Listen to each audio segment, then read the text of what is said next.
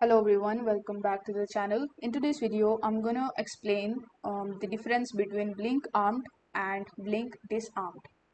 So by default, your system is disarmed when setting up a new system. When it is armed, your cameras detect motion and send the motion notifications.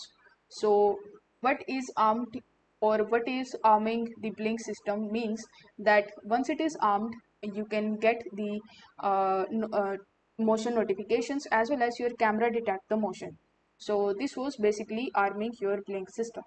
If you want to do it, then you just have to simply tap on the armed at the bottom of the home screen of your system to wish to arm. A configuration message will appear once the system is armed. If it is disarm your system, so when your system is disarmed, your camera will not record motion events and will not send any motion notifications to your mobile device. So if you want to disarm it, then tap on the disarmed at the bottom of the home screen. Then a configuration message will appear that would say that the system is disarmed. So this is how you can basically get to know what is armed and what is disarmed in Blink. I hope this video was helpful, and if it was, then don't forget to like the video and subscribe to the channel. Thank you so much for watching.